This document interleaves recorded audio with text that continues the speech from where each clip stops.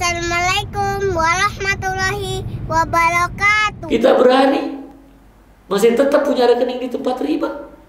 Wa iyyazubillah. Rezeki kita sudah dijamin ihwafillah. Rezeki kita tidak pernah tertukar. Maka segera tutup rekening kita yang ada di tempat riba. Karena 1 detik ke depan kita tidak ada yang tahu. Apakah kita masih hidup? Apakah kita masih bernyawa? Apakah kita masih sempat untuk bertobat kepada Allah? Ihwafillah. Jangan uang yang sedikit menjadi penyesalan tiada akhir.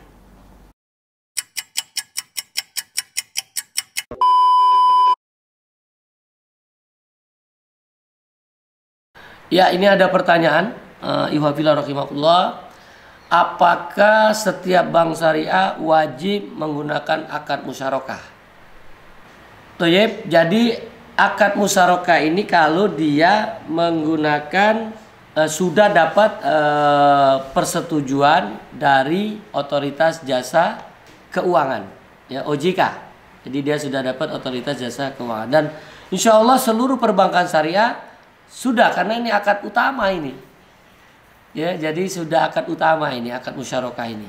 Ya, jadi akad musyarakah ini untuk kerjasama, kongsi, usaha. Ya, jadi makanya kadang-kadang harusnya itu akad musyarakah sering dipaksa untuk akad murabahah kan? Biasanya yang sering terjadi itu. Nah, malam ini kita udah tahu, anak nggak mau kalau akad murabahah. Karena usaha anak ini bisa untung bisa rugi. Kalau murabahah itu nggak kena rugi. Jadi bisa gunakan ini. Saya kepingin akadnya musyarakah karena saya butuh modal kerja gitu. Saya butuh fulus.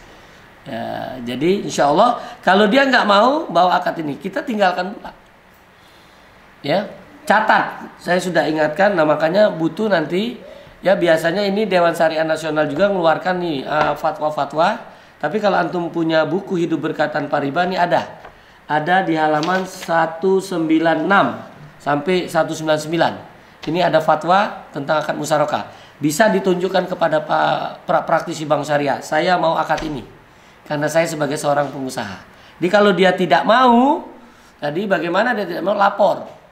Yang pertama lapor kepada bank syariah, saya kepingin ini, ternyata dia tetap menolak, lapor ke DPS ya. Saya kepingin ketemu DPS. Insya Allah DPS nanti akan mengarah. Kalau DPS-nya juga menutupin, lapor ke DSN MUI. Nah, insya Allah DSN MUI insya Allah akan menyelesaikan ini. Karena ini betul-betul ini kewenangan di DSN MUI.